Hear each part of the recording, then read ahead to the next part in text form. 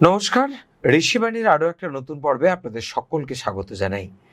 আমাদের মধ্যে উপস্থিত রয়েছেন আমাদের সকলের প্রিয় শান্তনু শাস্ত্রী। নমস্কার সবাইকে। শান্তনুদা, আজকে আমরা যে রাশি নিয়ে আলোচনা করব তা হলো কন্যা রাশি। তো এই কন্যা রাশির নামটা শুনেই আপনার মনের মধ্যে নিশ্চয়ই অনেকগুলো কথা আসছে। তো প্রথমে কি বলবেন আমার দর্শকদের? কন্যা হচ্ছে কালপুরুষের ষষ্ঠ রাশি, বুধের দ্বারা প্রভাবিত, টোটালি ডিফারেন্ট। প্রচন্ড পরিশ্রম করতে পারে, কখনো চাইল্ডিশ, কখনো বেশ ম্যাচিওর্ড। তার মধ্যে একটা ডুয়ালিটি রয়েছে। যখন মানুষ বিপদে পড়বে, কেউ পাশে নেই, কন্যা রাশি বা লগ্নের যদি একটা বন্ধু থাকে, সে একাই 100 পাশে এসে দাঁড়াবে এবং সমস্ত বিপদ থেকে সে একাই উদ্ধার করার ক্ষমতা তার মধ্যে রয়েছে। বুদ্ধি, ক্ষমতা, ফিনান্সিয়াল, সোশ্যাল রিলেশনশিপ সবকিছু নিয়ে সে কিন্তু অন্যদের থেকে আলাদা।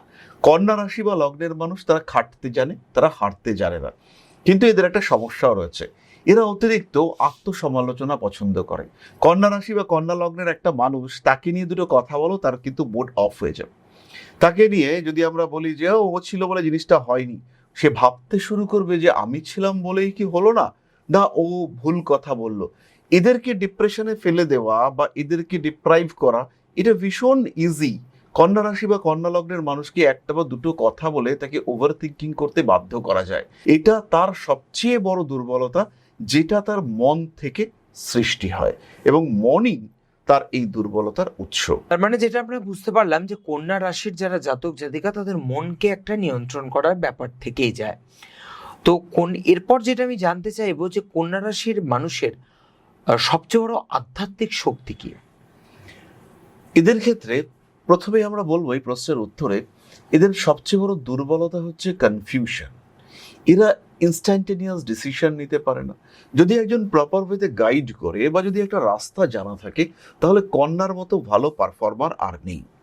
আর এখানেই কন্যা রাশি বা লগ্নের মানুষদের আধ্যাত্মিকতার প্রয়োজনীয়তা রয়েছে। কন্যা রাশির আধ্যাত্মিক শক্তি হচ্ছে তার ডেডিকেশন। সে সবাইকে নিয়ে চলতে পারে, সে তীক্ষ্ণ বুদ্ধি সম্পন্ন, সে অনেস্ট, তার মধ্যে রয়েছে সিস্টেমে চলার প্রবণতা। আর এখান থেকেই আসে তার হাই ডেডিকেশন, আর সেটাই তার সবচেয়ে বড় আধ্যাত্মিক শক্তি। আর যখন কন্যার মধ্যে এই আধ্যাত্মিকতার বিকাশ হয়, যত আধ্যাত্মিকতার বিকাশ হয় তত কিন্তু তার কনফিউশন কমতে থাকে। কন্যা রাশি বা লগ্নের মানুষেরা পৃথ্বীতত্ত্বের দত্তক প্রকৃতির রাশি। এদের যে সেন্স, সেই সেন্সে যখন স্পিরিচুয়ালিজম অ্যাড হয়, তখন অন্যান্য সমস্ত নেগেটিভিটি সেগুলোকে খুব সহজে তারা সরিয়ে দিতে পারে। তাদের বিশ্বাস অটুট, তাদের ভালোবাসা ভগবানের প্রতি, ঈশ্বরের প্রতি, আধ্যাত্মিকতার প্রতি অটুট। তারা ব্যাখ্যা খোঁজে, তারা কারণ খোঁজে, তারা কার্যের ঘটনার উৎস অনুসন্ধান করবার চেষ্টা করে। আর এটাই তাদের কোয়ালিটি, এটাই তাদের গুণ, এটাই তাদের স্পিরিচুয়াল এনার্জি, স্পিরিচুয়াল পাওয়ার, আধ্যাত্মিক শক্তি। তার মানে এই কথা থেকে আমাদের কাছে একটা বিষয় ভীষণভাবে পরিষ্কার হলো, তাদের মনের মধ্যে কোথাও একটা দ্বিধা, কোথাও একটা দ্বন্দ্ব, এগুলো চলতেই থাকে। তো কন্যা রাশির যারা মানুষ হন, তাদের মধ্যে এই যে দ্বিধা, দ্বন্দ্ব, অত্যধিক দুশ্চিন্তা, এগুলো দূর করার আধ্যাত্মিক উপায়টা ঠিক কি?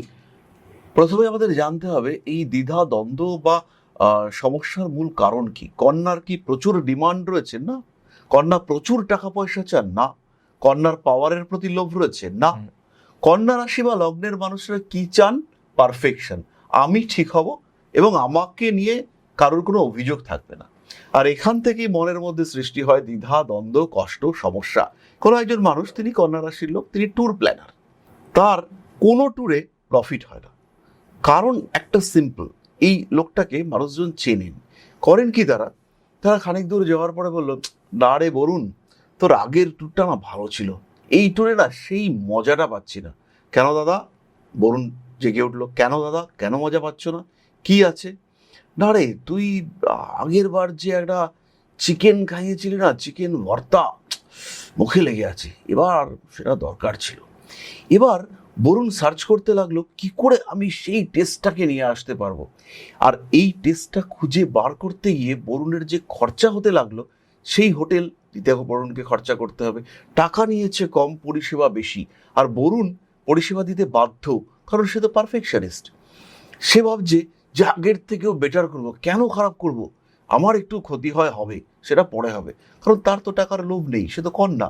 তাহলে এই জায়গাটাকে যখন সে রিয়ালাইজ করতে পারবে যে সবকিছু পারফেক্ট হয় না। ভগবান শ্রীকৃষ্ণ তার গায়ের রং চাপা ছিল। এখন কেউ যদি বলেন কৃষ্ণ তুমি কালো কেন, সেটা বললে তো হবে না। তার গায়ের রং চাপা, মানতে শিখতে হবে যে এই মানুষটার গায়ের রং চাপাই থাকবে। আমি 100% পারফেক্ট হতে পারবো না, আমার সবকিছু পারফেক্ট হবে না।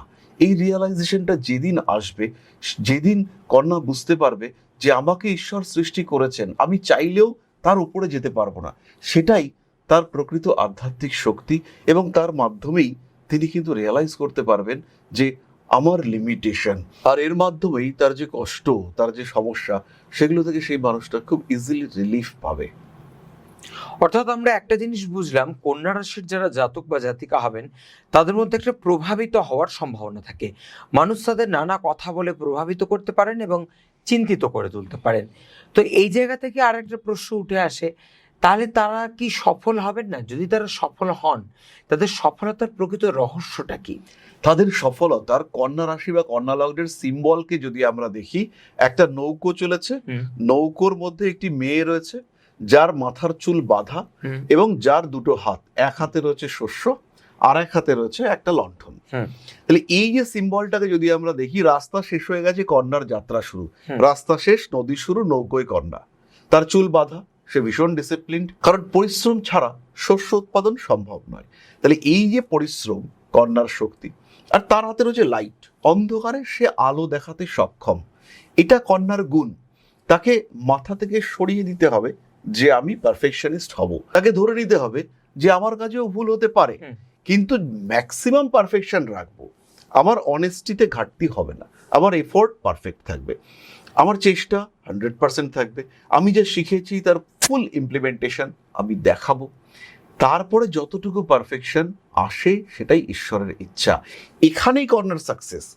এবার এই যতটুকু পারফেকশন পেয়েছি এটা ঈশ্বরের ইচ্ছা ছিল, এখানেই কিন্তু কন্যা হ্যাপি হতে পারবেন। আর যখন হ্যাপি হবেন কন্যা, তখন কিন্তু কন্যা সাকসেসফুল। টাকার জন্য কন্যাকে দৌড়াতে হয় না, সাকসেসের জন্য, গ্রোথের জন্য, ডেভেলপমেন্টের জন্য কন্যাকে ছুটতে হয় না। কন্যার কনফিডেন্স লেভেল আলাদা, তিনি কাজটা করবেন, তার পেছনে টাকা দৌড়াবে, কন্যা মালিকের পেছনে দৌড়াবেন না, মালিক কন্যার পেছনে দৌড়াবে। আর এই জায়গাটাতে কন্যা নিজেকে নিয়ে আসতে পারেন। বেশিরভাগ ক্ষেত্রে কন্যা রাশি বা লগ্নের মানুষদের মার্কেটে একটা হাই ডিমান্ড থাকে, ওই মানুষটাকে লোকজন দেখে, আচ্ছা ও আছে ওখানে কোনো একটা স্টেজে, আচ্ছা ও এসছে, কি করে এলো, ওকে কি করে পাওয়া গেল, এইরকম ব্যাপার কন্যার ক্ষেত্রে থাকে। তাই কন্যাকে যেটা করতে হবে, নিজেকে কষ্ট দিতে পারে এমন প্রত্যেকটা বিষয়কে দূরে সরিয়ে দিতে হবে, হ্যাপি থাকতে হবে, গ্রোথ রেট অসাধারণ, সেই গ্রোথে স্যাটিসফাইড হতে হবে। আর সব কিছু পারফেক্ট করতে পারবো না, সব কিছু নিখুঁত নয়, এই ফিলিংসটা কন্যাকে নিয়ে আসতে হবে। আর তখনই কিন্তু কন্যা হ্যাপি থাকতে পারবেন, কন্যা তখন সাকসেসফুল। এই যে নিজেকে হ্যাপি করতে পারা বা গ্রোথ রেটটা খুব ভালো হওয়া, এসবের জন্য তো একটা আধ্যাত্মিক অভ্যাসের মধ্যে দিয়ে যেতে হয়। তো কন্যা রাশির জাতক বা জাতিকারা কি কি আধ্যাত্মিক অভ্যাসের মধ্যে দিয়ে গেলে তারা সফল হতে পারবে? সবচেয়ে প্রথম বিষয় যেটাতে কন্যা অত্যন্ত দক্ষ, সেটা হচ্ছে ডিসিপ্লিন। অর্ণব, তোমাকে আজকে আমি একটা কথা বলি, আমার মধ্যে যে কোয়ালিটিগুলো আছে, আর সেই ইউটিলাইজেশনের মাধ্যমে আমাদেরকে ঈশ্বরের সান্নিধ্যে যেতে হবে। আমার কাজ হচ্ছে লড়াই করা, আমি লড়াই বন্ধ রেখে ঈশ্বরের উপাসনা করব, এটা পসিবল নয়। একজন মানুষ ডাক্তার, তিনি ট্রিটমেন্ট করছেন, সেই ট্রিটমেন্ট বন্ধ রেখে তিনি ঈশ্বরের কাছে পৌঁছে যাবেন, সেটা মুশকিল। তাহলে তার যেটা পেশা, তার যেটা কোয়ালিটি, তার যেটা গুণ, তার মাধ্যমেই তাকে আধ্যাত্মিকতার সংস্পর্শ অনুভব করতে হবে। কন্যার গুণ হচ্ছে ডিসিপ্লিন, তাই কন্যাকে নিয়মিত অভ্যাস করতে হবে। কিসের অভ্যাস করবেন? শ্বাস, ব্রিদিং এক্সারসাইজ কন্যা করতে পারেন। ঈশ্বর নিয়ে চিন্তা, শোয়ার সময়, ঘুমানোর সময় কিছুটা সময়, সেই সময়টা আমি স্পিরিচুয়াল অ্যাক্টিভিটিসের মধ্যে থাকতে পারি, ধ্যান করতে পারি, নিজের আত্মাকে মুক্ত করার চেষ্টা করতে পারি, প্রকৃতিকে অনুভব করার চেষ্টা করতে পারি, শরীরের আশেপাশের বিভিন্ন এনার্জিগুলিকে রিয়ালাইজ করবার চেষ্টা করতে পারি, গরম ঠান্ডা এরা আমাকে ডিস্টার্ব করছে না এমন একটা সিচুয়েশন ফিল করতে পারি। যদি সম্ভব হয় একটু আধটু গীতার বাণী পাঠ করতে পারি, কারণ আধ্যাত্মিকতার জন্য গীতার থেকে বড় কিছু কিন্তু নেই। সেখানে যে যোগ বা সেখানকার যে গীতা দর্শন রয়েছে, সেখানে যে যোগ বা গীতার যে দর্শন, মেইন ফিলসফি, সেখানে আমরা ঈশ্বরের অস্তিত্ব সম্পর্কে উপলব্ধি করতে পারি। আর যেখানে সবকিছু শেষ, সেখান থেকেই তার অস্তিত্ব শুরু।